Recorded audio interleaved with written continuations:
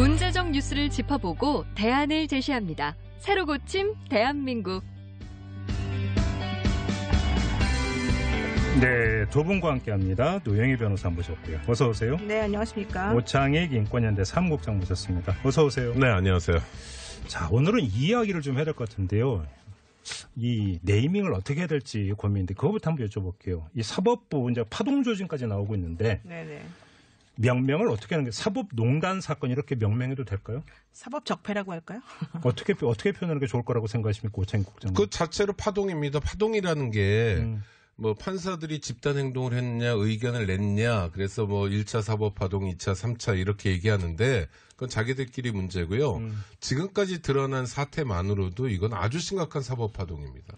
도대체 법이 왜 존재해야 되는지, 법원이 왜 존재해야 되는지를 묻게 하는 정말 이해할 수 없는, 도대체 국민들 어떻게 하라는 거냐, 이 사람들이. 뭐 말씀 잘하셨는데 성격 규정 이거는 있을 수 없는 일이다. 한마디로 정리하면. 그럼요. 뒷거래 뭐 이런 거 말씀하시는 거죠. 뒷거래만이 아니라 그러니까 1심, 2심 판단, 3심까지 하는 게 원칙이 있잖아요, 우리가. 그건 뭐냐면 1심, 2심에서 잘 짚지 못한 거를 짚어보라는 거 아닙니까? 네. 그래서 좀 사실을 다투기 보면 법리 적용이나 이런 것들을 보자는 거예요, 대법원이.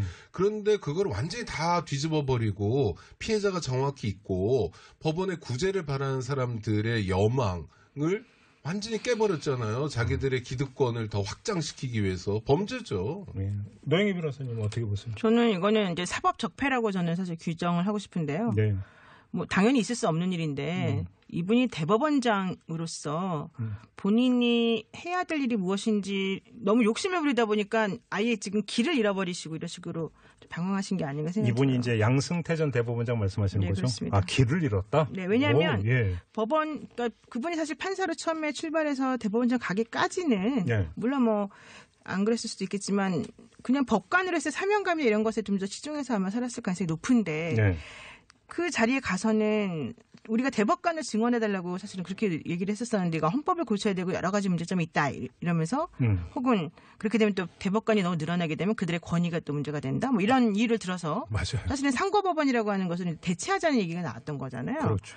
근데 우리가 대법관을 늘리던 상고법원을 하던 간에 중요한 건 3심제가 제대로 정착이 되고 제대로 정말로 법률심을 판단을 받아보고 싶었던 거였는데 그거를 본인이 뭐 하겠다고 하면서 사실은 그 대상 수단으로 재판을 거래한다는 것 자체가 이게 본말 전도에다가 도대체 목적이 아무리 좋아도 수단을 정당할 수 없는 거잖아요. 그러니까 그런 것들에 대해서 기본적으로 이분이 좀 너무 흔들려서 잘못한 게 아닌가. 특히 정치라고 하는 것을 이분이 그 안에서 살다 보니까 이게 정치다. 이런 식으로 하면 안 된다. 이걸 몰랐던 것 같아요. 그러니까 이 사건의 성격에 대해서는 더 이상 두 분께 질문을 드릴 필요도 없을 것 같습니다. 문자도 계속 아주 그 비판하고 규탄하는 문자가 계속 들어오고 있는데 여기 의견 일치라고 보는데 그렇죠. 자, 이야기를 여기서부터 시작을 하자고요. 그런데 그럼 사건의 전모가 다 밝혀졌느냐?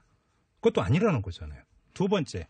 그러면 그 사건 관련자 최정점에 있었던 양승태 전 대법원장이나 법원 행정처장이나 어떻게 해야 될 것이냐의 문제가 있습니다. 근데 오늘 김명수 대법원장이 밝힌 담화문에 보면은 관련자들을 엄중 징계하겠다라는 내용은 있는데 근데 그 현직에 있는 판사들 얘기고. 그렇죠. 양승태 전 대법원장 징계할 방법 없잖아요. 없죠. 지금. 이제 현직이 아니니까. 그러니까 그러면 이제 형사 문제를 어떻게 할 것이냐는 신중하게 검토해 보겠다 이렇게 지금 나왔거든요.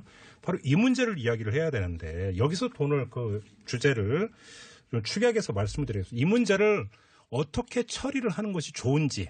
지금 더불어민주당 같은 경우는 국정조사를 하자 오늘. 뭐 이 주장도 나왔고요. 일각에서 이건 이런 게 특검으로 가야 되는 사안이다. 이런 주장도 지금 나오고 있습니다.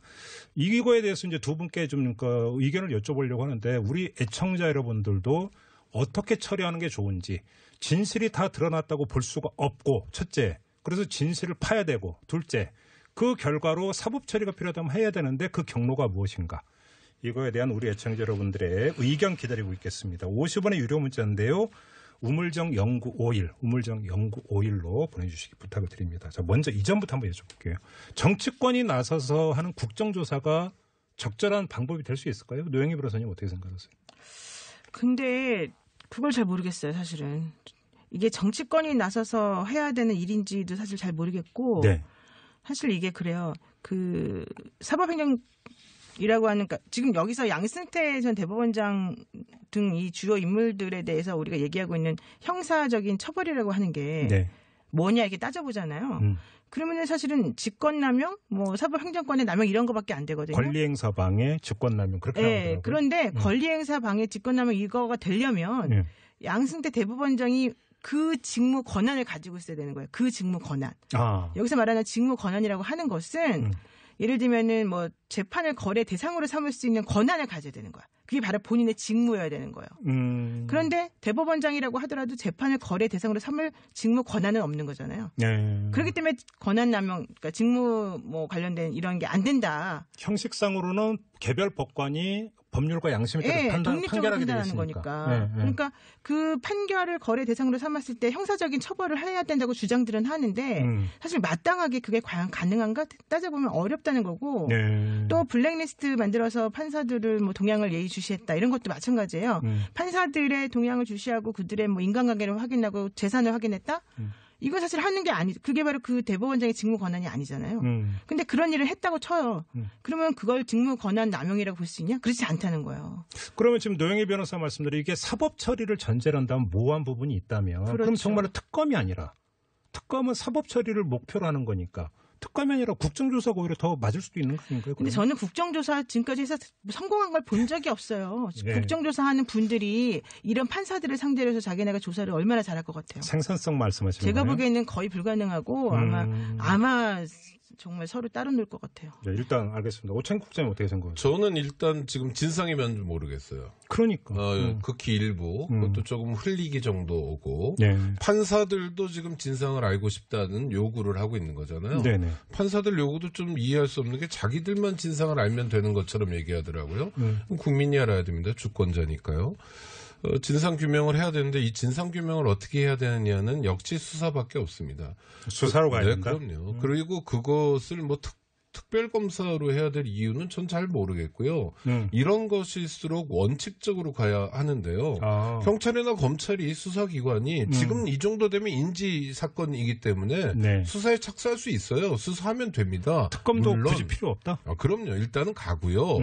그랬다가 수사가 이를테면 제대로 성과를 못 내거나 뭐 접근을 못 하거나 또 법원을 상대로 한 수사라는 게 사실 굉장히 어려워요. 그렇죠. 이를테면 강제 수사라는 건 법원이 발부한 영장이 있어야만 강제 수사를 할 수 있는데 압수수색 검증도 그렇고 뭘 누굴 체포해도 그렇고 구속도 그렇고 그러니까 쉽지 않지만 뭐 그럴 때 이를테면 벽에 부닥치면 특별한 어떤 입법적인 조치를 통해서 보완하면 모르지만 이럴 때는 그냥 정직하게 우직하게 수사기관이 수사해야 된다고 보고요. 수사 과정에서 정확히 진상을 밝혀내면서 이게 법조격이 가능하냐 형사소추가 가능하냐를 따져봐야지 우리가 비평할 대상은 아니라고 봅니다. 일단 그러니까 국가기관이 자기 역할을 제대로 함으로써 법원 정상화에도 기여할 수 있다고 봅니다. 저희가 이제 그 전에 서기호 전 판사하고 몇 번 이 문제 상고법원 설치 이런 문제를 둘러싸고 인터뷰를 했는데 서기호 전 판사님 국회의원도 지나지 않았습니까? 그러니까 이제 어떤 그 주장을 했냐면 상고법원 설치가 양승태 대법원 시리즈 수건 사업이었기 때문에 정치권에도 엄청나게 로비를 했다. 네, 맞아요. 그리고 거기서 사실은 그 막 팔랑귀 비슷하게 흔들린 정치권도 되게 많다. 이 증언 비슷한 이야기를 저희가 인터뷰에서 한 적이 있어요. 바로 그래서 제가 정치권이 주역이 되는 국정조사가 과연 얼마나 이걸 제대로 밝혀낼 수 있을까라고 그러니까 의문부호를 찍는 이유 중에 하나가 거기에 있거든요. 이런 시각은 어떻게 생각하세요? 아니 그거 이전에요. 지금 정치권이라는 게 대체로 여야로 나눠져 있는데 야당의 경우에는 지난 정권 시기에 뭐가 잘못 돌아갔다든지 하는 것에 대해서 적극적인 의지를 갖고 밝힐 생각이 전혀 또는 거의 없을 거고요. 여당의 경우에는 야당보다는 의지가 좀 있을 테지만 국정을 안정적으로 운영해야 된다라는 사명감을 많이 느낄 것 같아요. 그래서 국정조사를 통해서 도달할 수 있는 건 별로 없고요. 또 하나는 아니 법원에서 조사에 협조하지 않으면 국회가 뭘 할 수 있습니까? 그렇죠. 이건 강제 수사를 통해서 해결해야만 되는 거고요. 대법원장이 오늘 입장을 밝힌 건데 그것도 굉장히 실망스러운 입장이에요. 아니 일단 가장 중요한 건 그동안 양승태만이 아니라 지금 사람들이 양승태 대법원장만 얘기하는데 법원 행정처장들도 되게 중요합니다. 예. 김소영, 고용환, 박병대, 차은성 이런 사람들이 도대체 무슨 짓을 벌였는지에 대해서 명명백백하게 지금까지 자기가 알게 된 사실을 밝혀야죠. 그리고 나서 그 해법을 국민적으로 모색했으면 합니다. 일단 두 분은 일단 국정조사는 별로 그러니까 좋은 경로 같지는 않다라고 하는데 의견 일치를 본 것 같으니까 더 이상 그 질문은 안 드리도록 하겠고요. 안녕하세요. 오창익입니다. 인권연대는 정부나 기업의 지원을 사양하고 오로지 시민의 참여로만 운영하는 100% 순도의 민간 인권단체입니다. 1999년 창립 이래 한눈 팔지 않고 오로지 인권운동에만 매진해왔습니다. 인권연대 회원으로 참여해주세요. 인권연대 회원이 늘어나면 그만큼 인권연대의 활동도 풍부해지고 활발해집니다. 인권연대 회원 가입은 인권연대 홈페이지를 참고해주세요. 감사합니다. 2382님 같은 경우는 적폐 중에 적폐인데 특검은 이럴 때 필요하다고 봅니다. 이런 의견을 주셨고 7582님은 다른 기관에서 조사해야 합니다라고 하는 또 이런 의견을 주셨습니다. 그러니까 수사는 불가피하다라고 하는 의견은 많은 것 같아요. 근데 지금 누가 수사할 것이냐의 문제는 있는 것 같은데 근데 조금 전에 노영희 변호사께서는 수사라고 하는 것은 처벌을 목표로 하는 것인데 이 처벌이 가능한 것인지가 모호하다. 이 말씀을 하신 거죠. 네, 맞아요. 그리고 지금 직권남용 혐의로 이미 형사고발이 10건 되어 있고요. 예, 10건인가가 지금 네, 고발이 그러니까 됐거든요. 검찰에서 사실은 수사를 할 수밖에 없어요. 네, 그런데 네. 문제는 수사를 해가지고 이게 과연 형사적으로 처벌이 될 수 있는, 즉 구성요건이라고 하는 게 있는데 네. 죄가 되려면 네. 구성요건 해당성이 있느냐 없느냐가 가장 중요해요. 근데 검찰이 오늘 아까 김명수 대법원장 말이 너무 실망스럽다고 우리 이제 국장님 말씀하셨는데 네. 맞아요, 실망스러운 말이긴 하지만 또 그렇게 말할 수밖에 없는 이게 법률적으로 따져봤을 때 그런 부분이 좀 있어요. 그래서 저는 검찰이 하고 특검이 하고 그게 중요하지 않아요. 검찰이 한다는 것은 진짜 현재 수사를 잘하는 그런 검사들이 그냥 한다는 것이고 네. 특검이 한다는 거는 변호사들 중에서 뽑아서 또 다시 조사한다는 그렇죠, 거거든요. 그렇죠. 그러니까 변호사나 검사나 판사나 다 똑같은 그 밥의 그 나물이기 때문에 제가 봤을 때 그게 중요한 게 아니라. 잠깐만요. 끊어서 죄송한데 특검 이야기가 나오는 배경을 잠깐만 말씀을 드리면 네. 지금 법원과 검찰 간의 어떤 조직 간의 알력이라든지 그렇죠. 힘겨루기라든지 이런 것들이 여러 번 있었기 때문에 또 검찰이 제대로 수사할 수 있겠느냐라고 하는 우려가 있기 때문에 그러면 특검으로 하면 깔끔하지 않겠느냐 이런 생각인 거잖아요. 저는 평소에 네. 검찰을 너무 싫어하는 사람 중에 하나예요. 검찰 개혁이 돼야 된다는 게 제 네. 지론이고 그런데 네. 검찰공화국 대한민국이라는 책도 썼고 맞아요. 그러나 그렇다더라도 일단은 검찰 수사로 가야 된다. 그리고 그러니까 정상적인 일반적인 방식들을 쓰고 나서 안 되면 특별하게 가야지 매번 사안마다 특별한 것을 찾으면 그러니까 짬뽕이나 짜장면 같은 경우도 특별, 특특별 막 이렇게 자꾸 나오잖아요. 이런 식으로 가면 국가 운영에서 좀 문제가 있다고 봐요. 그래서 네. 일단은 가고 만약 우리가 예상하고 있는 일부에서 예상하는 것처럼 문제가 있다면 그때 얼마든지 특검을 할 수 있다. 네. 알겠습니다. 노영희 변호사님은 요 문제에 대해서 일단 좀 마무리를 해주시죠. 어떤 의견이세요? 그러니까 저는 이제 특검을 가도 되고 검찰을 가도 되겠지만 사실 원칙적으로는 저는 오창익 국장님 말에 동의를 해요. 그래요? 이게 우리나라는 뭐든지 터지기만 하면 특검을 해야 된다고 얘기를 하는데 그게 이제 검찰을 믿지 못하기 때문에 그러는 거거든요. 네. 근데 그렇다고 해서 지금까지 성공한 특검이 사실은 박영수 특검 말고는 잘 안 없죠. 보여요. 없죠. 그러니까 없죠. 특검이라고 하는 걸 하게 되면 또 정치적으로 밀고 당기고 서로 싸우고 이러느라고 시간 다 보내고 힘들어져요. 그러니까 그렇죠. 그런 것보다도 이미 이제 고발이 되어 있으니까 정말 조사를 하면 되는데 문제는 저는 그런 것보다도 특검이 아니라 검찰이냐가 중요한 게 아니라 이게 현실적으로 정말 처벌이 될 수 있을 만한 그런 형사적인 문제로 가냐 못 가냐 내지는 이걸 조사했을 때 어떤 식의 결론이 나올 것이냐 이거가 사실은 너무 애매해서 알겠습니다. 힘들다는 거죠. 그러면 질문을 요걸 한번 드려볼게요. 그러면 수사 이걸 떠나서 사실 전문이 공개된 문건이 거의 없습니다. 네. 그럼요. 400개가 넘는다고 하는데 다 까야 되는 거 아닙니까? 까야죠. 국민 앞에? 네. 어떻게 생각하세요? 노영희 변호사님. 까야죠. 당연히 까야 되고 다 명명백백하게 네. 다 보여줘야 되는데 네. 문제는 우리 항상 법원에서 가장 잘 쓰는 게 무죄가 판결이 확정되기 전까지는 무죄다 이런 얘기 나오잖아요. 네. 그러니까 지금 이분들 자기들에 대해서도 그렇게 말하는 거예요. 예. 우리가 사실은 뭔지 한번 조사해보고 그 다음에 다시 한번 얘기하자. 아직까지는 얘기하지 함부로 하지 말아라. 이게 지금 사실 요점이거든요. 네. 그리고 그걸 검찰에 넘기는 것도 아니고 일단 우리가 먼저 다시 조사해볼게. 지금 이런 얘기예요, 사실은. 그러니까 사법부에 대한 신뢰가 역사 이래 유례를 찾아볼 수 없을 정도로 떨어졌거든요. 네.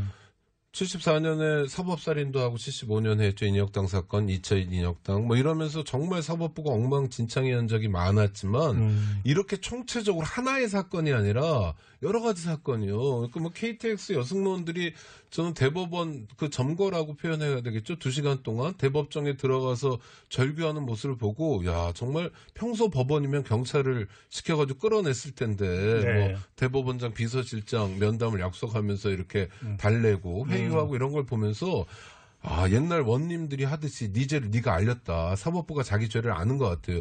이런 초유의 사태라는 점을 법원이 명심했으면 좋겠고요. 네. 미안하지만 김명수 대법원장도 당시의 대법관은 아니었지만 법원의 구성원 중에 하나였다는 것을 스스로 명심해야 된다고 저는 생각하고요. 또 하나는 자기가 법관이든 대법관이든 뭐 대법원장이건 핵심은 뭐냐면 이 사람들은 국민의 공복이고 공무원들이에요. 네. 월급 받는 공무원들. 공무원들의 태도가 아닙니다. 지금 보여주는 태도가. 문제가 있으면 당당하게 국민들 앞에 밝히고 네. 그다음에 용서를 청하고 우리 법원이 앞으로는 이런 잘못을 안 하려면 어떻게 개혁해야 되는지 청사진까지 밝혀야 되는 게 공무원들의 태도예요. 저는 사실은 이제 지금 아까 오신혁 부장님이 이번 사건이 정말 너무 이제 이전에 전례가 없었던 끔찍한 사건 이제 이런 식으로 말씀하셨는데 그 말 맞지만 사실 이전에 혹시 이런 게 드러나지만 않았을 뿐이지 혹시 그렇죠, 이런 식의 그렇죠. 사법거래가 있었을 수도 있지 않냐 지금 현재 모습을 보니까 더 불종적인 그럴 수도 있죠. 사례가 네, 저는 있을 그게 수 사실 더 네. 걱정이 되고 그렇죠. 그동안에 우리가 맞아요. 이해할 수 없었던 여러 가지 판례들이 많았잖아요. 판결들이. 그 박정희 정권과 박근혜 정권 누가 더 엉망이냐 뭐 이런 거 따져볼 수도 있겠죠. 뭐 옛날 네. 그 중앙정부 시절에 뭐 저기 쳐들어오고 법원으로 그러니까요. 한석 강식으로 쳐들어오고 이런 게 한두 번인 거예요. 네. 아무튼 지금 문자가 계속 들어오고 있는데 4002님은 법 자체를 유린한 것 여기에 동조한 자들은 무겁게 책임을 물어야 하지 않을까요? 이런 의견을 주셨고요. 1391님 상권 분립 정부, 입법부, 사법부 서로 견제한다는 명분만 있지 서로 짜고 치면 이를 조사하고 벌을 줄 수 있는 방법이 없는 것 같은데 법을 만드는 쪽이나 법을 집행하는 곳이 견제만 하는 게 무슨 의미가 있나요? 라는 또 문제 제기를 해주셨고요. 7594님은 사법 문제의 가장 큰 문제는 검찰이 기소를 해도 그걸 판결하는 게 판사가 해야 하는데 그걸 국민 어느 누가 신뢰를 할까요? 이 점을 제기. 1474님 문자는 우리 검찰 법원 못 믿어요. 수입합시다. 어디 외국에서 수입하자는 거죠. 그 언어 소통이 잘 안 될 텐데 어떻게 해야 될지 모르겠어요. 알겠습니다. 마지막으로 저는 이거 진실을 밝혀서 반드시 책임을 묻는 행위 반드시 필요한데 또 한 가지는 만약에 정말로 뒷거래를 했고 뒷거래에 희생양들이 있었다. 그러니까 사실로 전부 다 밝혀졌다. 구제할 수 있는 방법이 있습니까? 어제 저희가 이제 그 KTX 여승무원 그 김승환 지부장과 네. 인터뷰를 했는데 직권재심을 요청했다는 이야기는 들었어요. 근데 지금 직권재심이 그건 형사에만 한정이 되는 거죠. 네, 그건 이제 실체적 진실을 밝히는 게 형사적인 문제니까 그쪽은 가능할 수 있지만 네. 민사소송법에는 재심의 사유로 직권재심 뭐 이런 건 하나도 들어있지가 않고요. 그러니까요. 재심을 할 수 있는 게 그러니까 민사소송법 451조 1항에 쭉 열거가 되어 있는데 네. 그 중에서 제가 보기에 가장 가능성 있는 건 사호예요. 사호가 뭐냐면 네. 재판에 관여한 법관이 그 사건에 관하여 직무에 관한 죄를 범한 때 네. 이제 이렇게 되는 거거든요. 오. 그게 바로 이제 그 판결이라고 하는 걸 할 때 예. 지금 이제 거래 대상으로 삼아서 잘못했다 네, 아까 네, 말한 네. 직권남용 이런 게 가능해 보이잖아요. 네. 그런데 사실은 재판에 관여한 법관이라는 게 누굽니까? 그러니까요. 그 해당 대법관이나 뭐 해당 사람들이 판사들이잖아요. 그러면은 우리나라 재심 사유라고 하는 것은 법원에 신청하게 돼 있어요. 그렇죠. 그러면 이게 이 재심 사유를 받아들일 것인가 말 것인가 이걸 재심으로 그걸 누가 결정하냐? 법원이 결정하는 거예요. 판사들이. 예. 그러니까 잘못한 그 사람들이 자기네 거가 잘못됐다면 또 받아들여야 되는 건데 과연 이 사호 이런 것들을 적용해서 할 수 있을까? 그러니까 이게 용서하기 어려운 범죄라는 게 뭐냐면 예. KTX 여승무원 중에 돌아가신 분도 있어요. 네, 스스로 맞아요. 목숨을 끊은 네, 분이 이제 와서 그 대법원 판결 직후잖아요. 이제 와서 그걸 어떻게 돌이켜요?